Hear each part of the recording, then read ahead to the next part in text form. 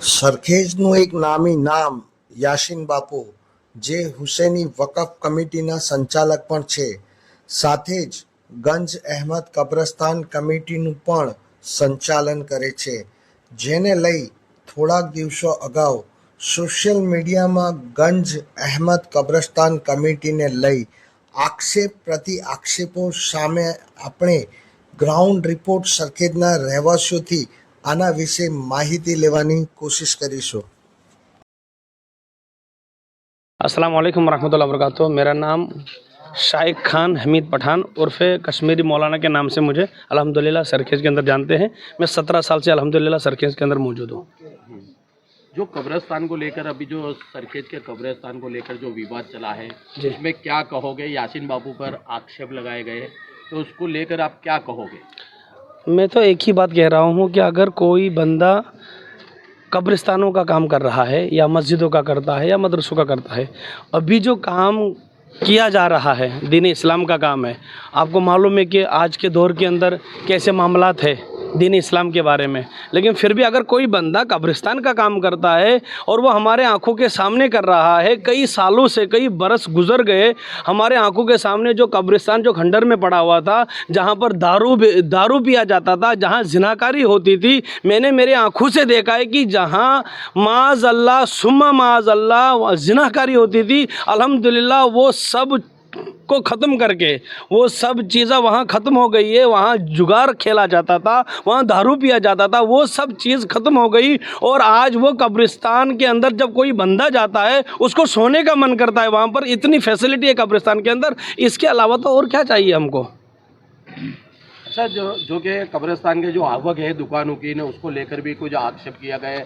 क्या आवक है ने बहुत आवक है, इसीलिए कब्रिस्तान और मस्जिदों के ट्रस्टी बने बैठे हुए, तो क्या इसके बारे में तो मैं यही कहूँगा कि अगर कब्रिस्तान की आवक की बात करें, जो दुकाना है, दुकाना कितनी 23 दुकाना है, 20 या 23 जितने भी दुकाना है, अच्छा उसकी आवक कितनी होगी?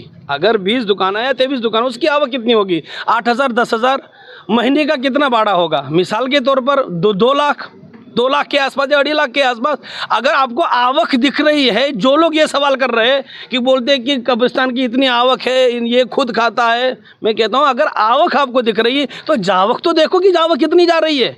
अगर कब्रिस्तान की आवक, दुकानों की आवक 2 लाख से 3 लाख है, लेकिन ये तो देखो कि कब्रिस्तानों का काम हो रहा है, मस्जिदों का काम हो रहा है, और उसके अलावा दूसरे मदारिसों का काम हो रहा है कि जहाँ लड़कियों को पढ़ाया जाता है वहाँ तो किसी गैर मर्द को एंट्री भी नहीं है। वहाँ हाफिज़ कुरान बन रहे हैं, 50 बच्चे तो हाफिज़ कुरान बन रहे हैं। उनका रोज़ाने का खर्चा आप अंदाज़ा कर सकते हो कि अगर हमारे घर के अंदर दावत होगी 4,000 5,000 की तो खाली देख बन रही है। अब जहाँ 250 बच्चे पढ़ रहे हैं उनका कितना खर्चा होगा, आप इसका अंदाज़ा तो लगाओ। वहाँ पर उनकी आलिमा जो उनको पढ़ाती है, जो आलिमा जो पढ़ाती है, उनका पगार, मस्जिदों में बांगी साहब का पगार, मस्जिदों में जो मौलाना साहब है उनका पगार, वो कहाँ तक जाता है? वो तो 2.5 लाख तो साइड में रह जाता है। उसके अंदर तो लाइट बिल है, जो कुछ भी है, खाली एक मदरसे का काम तो हो नहीं रहा है, मस्जिदों का एक तो काम तो हो नहीं रहा है। कई हुसैनी वक्फ कमेटी के अंदर कई मसाजिद मौजूद है और उसके अंदर बांगी साहब का पगार, उसके अंदर मस्जिद की लाइट बिल, उसके अंदर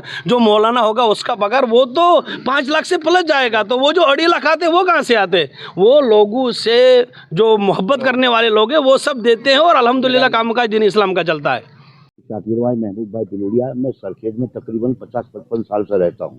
जब आप 50-55 साल से सरखेज में रहते हो तो आपने तो सारे कब्रिस्तान, सारी मस्जिद वगैरह और सारा माहौल देखा हुआ होगा जो कि सरखेज का। तो यासीन बापू के हाथ में जब से कब्रिस्तान आया और मस्जिद आई, तो उसके बाद में कितना बदलाव देखा आपने? अरे भाई, वो पहले जो कब्रिस्तान की हालत है ना, वहाँ तो लोग जादू करने जाते थे, इस्तिंजा करने जाते थे, वहाँ पे इतनी बदकारी होती थी, इतना जुआ खेलते थे, ना चरास पीते थे बराबर। उसको ये सबको पहले उसका पैसा जो डेवलप करा, उसका पैसा कहाँ गया? जो मेरे यासीन बापू ने जो डेवलप करा कब्रिस्तान, वो पैसा किसने लगाया? वो भी यासीन बापू ने लगाया, उनका तो जेब का लगाया वो पैसा। और ये रही आवक की बात रही तो तकरीबन 6 से 6.5 लाख रुपये झावक है।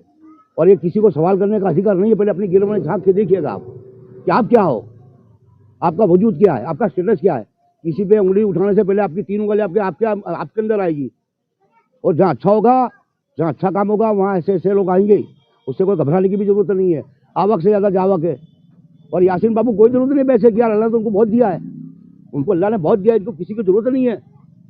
अच्छा, अभी देखा जाए तो एक तरफ अभी यासीन बापू जो कि कब्रिस्तान को संभाल रहे हैं, जो से ऐसे में यासीन बापू कब्रिस्तान या मस्जिदों को नहीं संभाले और किसी और के हाथ में जाए तो क्या लगता है इस तरह से कब्रिस्तान रहेगा? और अरे कब्रिस्तान नहीं रहेगा, वहाँ लुखे न लुखे सब, मान लो या तो फिर मान लो दारू के अड्डे बन जाएंगे, या तो फिर जमीना पचा के न मकान बना के बेच देंगे। इतने बदकार लोग हैं, इतने बदतमीज लोग हैं, एकदम बेगैरत लोग हैं मुसलमान। बात को समझो आप, नहीं तो ये साले ये कौन है, ये क्या कर रहा है, ये साला इस्लाम का जो काम कर रहा है उसमें तो आड़ फंसा रहे हो। चलो तुम करके तो देखो, तुम खाली मकान बना के देखो। और मस्जिद और कब्रिस्तान चलाने की बात कर रहे हैं। अरे नहीं चला सकते, वो बेच डाले, मस्जिद को भी बेच डाले, कब्रिस्तान को भी बेच डाले। आरोप लगाने वाला सही नहीं होता यार, पहले खुद की गिर में झांके देख लो यार। कब्रिस्तान के किस चीज के लिए, क्या लोगों को बैठने के लिए कब्रिस्तान है, कब्रिस्तान इबादत करने के लिए है, क्या है मस्जिद और कब्रिस्तान? कब्रिस्तान और मस्जिद के कानून एक ही है।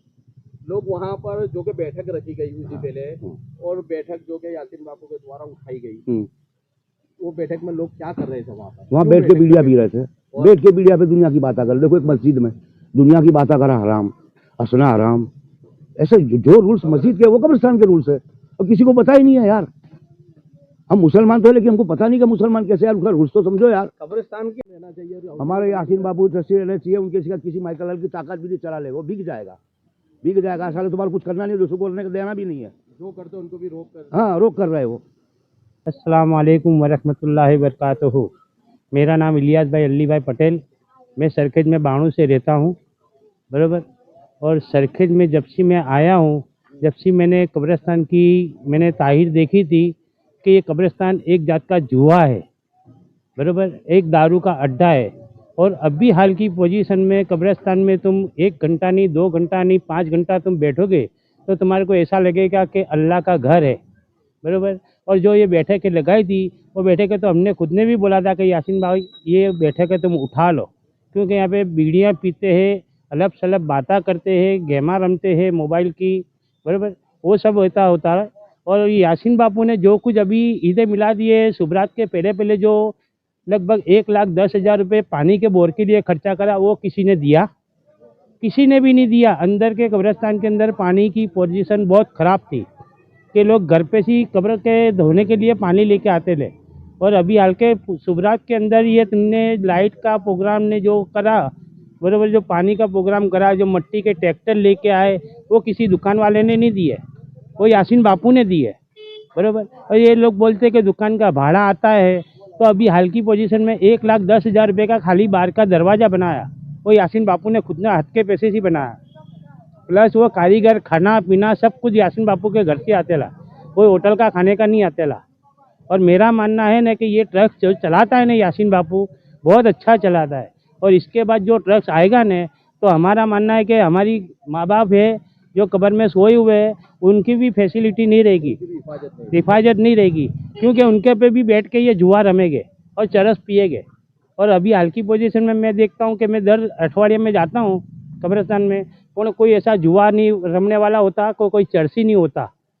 बस अल्लाह का करम है, बहुत यासीन बापू बहुत अच्छा कर रहे हैं, उनको कोई हटाने की जरूरत नहीं है। अभी जो उनके खिलाफ वीडियो चली तो कहीं ना कहीं उनको बदनाम करने में आ रहा है, या किसी तरीके की ये बदनामी इसके लिए कर रहे हैं, बराबर, कि जो दबान खाते ने जो रोड पे जो दरगाह हटाई, तो उसमें बोले यासीन बापू ने क्यों नहीं बोला, इसके लिए उनको हटाने के लिए कोशिश करते हैं कि इतनी सब पुलिस आई, पर वो आपसी रंजिश भी हो सकती है इसमें, पर्सनली दुश्मनी होगी नहीं, ये उन लोगों का अलग अलग मामला होता है। पर सरकार क्या करेगी, तुम मंदिर भी हटाते हो तो मस्जिद भी हटाओगे, बराबर। तो दरगाह हटाई तो यासीन बापू का खुद का आगे की ऑफिस भी जाने वाली है, 14 तारीख या 15 तारीख के दिन ऑफिस का आगे का भाग सलन जाने वाला है। तो इसमें यासीन बापू क्या करेंगे, उनका सरकार के आगे किसी का चलता नहीं है। मंदिर अच्छा, वो जो कब्र है जो रोड पर से हाँ, हटाई गई, हाँ, उसकी दुश्मनी हाँ, ये आपसी पोजीशन अंदर लड़ने के लिए ऐसा कर रहे हैं कि इसमें से इसमें आ जावे तो हम ट्रस्ट ले लेवे बोले। મારું નામ અકબર બાપુ। કેટલા વર્ષથી તમે સરખેજમાં રહો છો? મને તો 60 વર્ષ થઈ ગયા અહીંયા, હા, તો યદાસાઈ નીચે। તો તમે આ જેટલા 3-4 કબ્રસ્તાન જે સરખેજમાં આવેલા છે, હા, કે તમે પહેલા કેવા હતા? અને અરે અત્યારે પહેલા કેવા તો છે? તમે જોવો એટલે હવે એની કોઈ વાત જ ના કરાવાય। આ તો યાસિન બાપુએ કામ હાથમાં લીધું એની વાહે જ સારું થયું બધું લો તો પેલા કેવું હતું કબ્રસ્તાન? અરે બહુ જ કહું છું બહુ જ એટલે શું થતું હતું પેલા? અરે લોકો અંગતા હતા અંદર લો હા, પછી લોકો જાજરૂ કરતા હતા એવું હતું હા અને અત્યારે હું રોજ જાઉં છું યાસિન બાપુ હોય તો જ આ કામ સારું થાય અને અત્યારે શું કે આ બધું અમુક અમુક લોકો એમના નામની અરજીઓ કરે છે આ કરે તે કરે કેમ કે અત્યારે માણસ સારું કામ એ દેખાય નહીં એમનાથી એટલે લોકો એમની પાછળ લાગી ગયા છે એના ઉપર જે આરોપો લગાવવામાં આવ્યા છે હા એમની ઉપર આરોપો લગાવે છે મીડિયાના માધ્યમથી જે યાસીન બાપુ ઉપર આરોપ મૂક્યા છે, કેટલા સાચા છે કેટલા ખોટા છે? અરે બધા ખોટા છે એમના ઉપર. યાસિન બાપુનું છેડથી ના કરી શકે આ બધું કામકાજ એમનું સારામાં સારું છે અને હું તો રોજ જાઉં છું. અત્યારે તમારા લોકોની બધાની શું માંગ છે કે કોણ ટ્રસ્ટી રહેવું જોઈએ? યાસિન બાપુ રહેવા જોઈએ બસ અમારું એવું છે કે યાસિન બાપુ રહેવા જોઈએ હા